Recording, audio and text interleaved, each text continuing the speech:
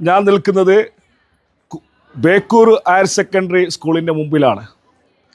കഴിഞ്ഞ 5 വർഷക്കാലം ഈ സ്കൂളിൻ്റെ അകത്ത് ഒരു ജില്ലാ പഞ്ചായത്ത് അംഗമെന്ന നിലയിൽ ചെയ്തിട്ടുള്ള വികസന പ്രവർത്തനത്തെക്കുറിച്ച് എന്തൊക്കെയാണെന്ന് നമുക്ക് ഒന്ന് കണ്ടു നോക്കാം. കാസർഗോഡ് ജില്ലാ പഞ്ചായത്ത് ഈ പ്രാവശ്യം ഒരുപാട് സ്കൂളുകൾക്ക് ലാപ്ടോപ്പുകളും പ്രൊജക്റ്റുകളും അനുവദിച്ചിട്ടുണ്ട്. അതിൽ എൻ്റെ സ്കൂളായ ബേക്കൂർ ഹയർ സെക്കൻഡറി സ്കൂളിലേക്കുള്ള ലാപ്ടോപ്പാണ് പ്രിയപ്പെട്ട HM ഇൻചാർജ് ടീച്ചർക്ക് നൽകുകയാണ്.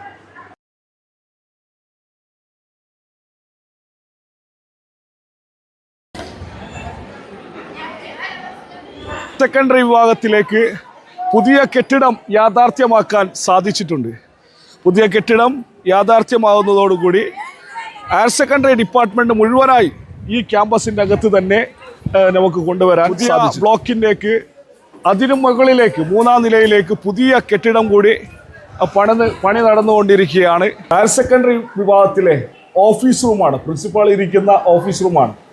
ഇവിടെ ഗസ്റ്റുകൾ ആരെങ്കിലും വന്നാൽ നമുക്കറിയാം, പണ്ട് കാലങ്ങളിൽ ഇരിക്കാൻ പോലും ഒരു ചെയറില്ലാത്ത ഒരു സ്ഥാപനങ്ങളായിരുന്നു നമ്മുടെ സ്കൂളുകൾ. ഇത്ര മനോഹരമായ ചെയറുകളാണ് സ്കൂളുകളിലേക്ക് അനുവദിച്ചിട്ടുള്ളത്. ഷെൽഫുകൾ, നമുക്കറിയാം, അലമാരകൾ സ്കൂളുകളിലേക്ക് ഫയലുകൾ സൂക്ഷിക്കാൻ, പ്രതിഭകളായ കുട്ടികളുടെ കഴിവുകൾ പൊതുസമൂഹത്തിന് മുമ്പിൽ പ്രദർശിപ്പിക്കാൻ വേണ്ടിയുള്ള ട്രോഫി സ്റ്റാൻഡുകൾ ഇതിൻ്റെ അകത്തേക്ക് അനുവദിച്ചു. ഇവിടുത്തെ പെൺകുട്ടികൾക്ക് മാത്രം ഉപയോഗിക്കാനുള്ള ഒരു ടോയ്ലറ്റ് ഞാൻ ഈ സ്കൂളിലേക്ക് അനുവദിച്ചിട്ടുണ്ട്. നമുക്കറിയാം, പലപ്പോഴും പെൺകുട്ടികൾ അവരുടേതായ രീതിയിലുള്ള ഒരു പ്രൈവസി അവർ ടോയ്ലറ്റിലേക്ക് പോകുമ്പോൾ ആഗ്രഹിക്കാറുണ്ട്. ആർത്തവ കാലത്ത് അവർ ഉപയോഗിക്കുന്ന പാഡിന് ഇൻസുലേറ്റർ ഇവിടെ സ്ഥാപിച്ചിട്ടുണ്ട്. അതുപോലെ പേഷൻ കാര്യങ്ങൾ, കുട്ടികൾക്ക് വിശ്രമിക്കാൻ ഇവിടെ സ്ഥലം കാര്യങ്ങളൊക്കെ ഇതിലൂടെ നല്ല ബാത്റൂമും കാര്യങ്ങളൊക്കെയാണ് നിർമ്മിച്ചിട്ടുള്ളത്. ഹയർ സെക്കൻഡറി വിഭാഗത്തിലെ ക്ലാസ് റൂമുകളാണിത്. നമ്മൾ പഠിക്കുന്ന സമയത്ത് ഇരിക്കാൻ പോലും ഒരു ബെഞ്ചില്ലാത്ത ഒരു കാലഘട്ടത്തായിരുന്നു നമ്മൾ പഠിച്ചത്. ഇന്ന് എത്ര മനോഹരമായ ബെഞ്ചും ഡെസ്കാണ് ഇന്ന് ഈ ക്ലാസ് റൂമുകളിൽ. മറ്റൊരു കാര്യം, നമ്മളൊക്കെ എഴുതാൻ ഇവിടെ ബോർഡുകൾ ഇല്ലാത്തൊരു കാലഘട്ടത്തിൽ മനോഹരമായ ബോർഡുകൾ, അധ്യാപകർക്കുള്ള മേശ, അതുപോലുള്ള കാര്യങ്ങളൊക്കെ ജില്ലാ പഞ്ചായത്തിൽ നിന്നും അനുവദിക്കാൻ സാധിച്ചിട്ടുണ്ട്. ഇത് കുട്ടികൾക്കുള്ള ആധുനിക കാലഘട്ടത്തിലെ കഞ്ഞിപ്പുരയാണ്. നമുക്കറിയാം, പണ്ടൊക്കെ ചെറിയൊരു റൂമിലായിരുന്നു കഞ്ഞിപ്പുര പ്രവർത്തിക്കുന്നത്. ഇത് നമ്മൾ ഭക്ഷണങ്ങൾ പാചകം ചെയ്യുന്നതിന് മുമ്പ് സൂക്ഷിക്കുന്ന സ്ഥലങ്ങളാണ്. ഇത് പാചകം ചെയ്ത് അതിനുള്ള തയ്യാറെടുപ്പ് നടത്തുന്ന റൂമാണ്. ഇത് നമ്മൾ 1, 2, 3 ക്ലാസ്സിലെ കുട്ടികളുടെ ക്ലാസ് റൂമാണ്. ഇത് വരാന്തയിലെ മനോഹരമായ ചിത്രങ്ങളാണ് നിങ്ങൾ കാണുന്നത്.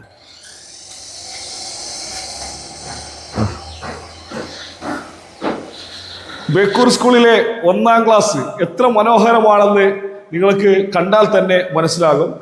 കുട്ടികൾക്ക് ചെറിയ ബെഞ്ച്, ഡെസ്ക്, മനോഹരമായ ചിത്രങ്ങൾ, അവർക്ക് അവരുടേതായ ഒരു ലോകം ഇതിൻ്റെ അകത്ത് ഞാൻ ഉണ്ടാക്കിയിട്ടുണ്ട്. സ്കൂളിൻ്റെ മനോഹരമായ ഗ്രൗണ്ടാണ്.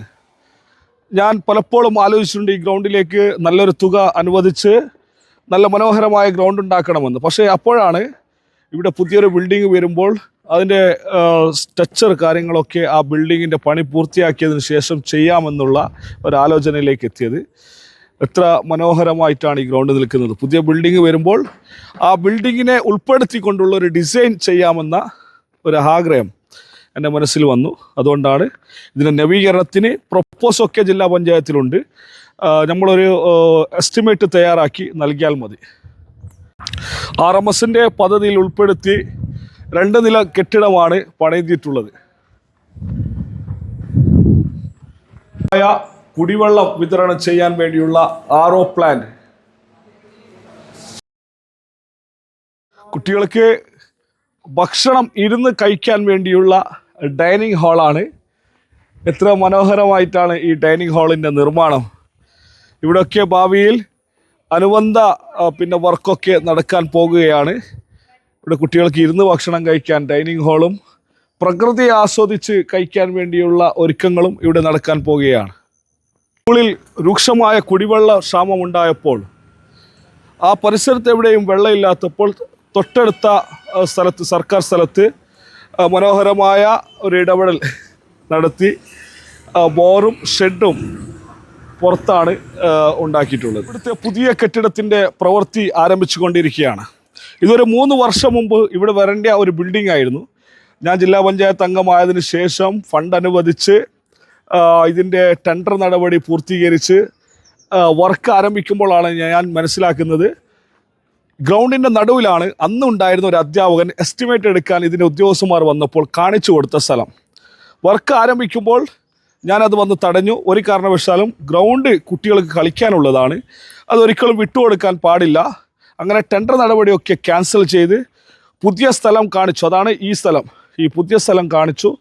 ഇവിടെയാണ് ഇപ്പോൾ ടെൻഡർ നടപടി പൂർത്തിയായി ഇതിൻ്റെ പ്രവൃത്തി ആരംഭിച്ചത്. ഗ്രൗണ്ട് എന്ന് പറയുന്നത് കുട്ടികൾക്കുള്ളതാണ്.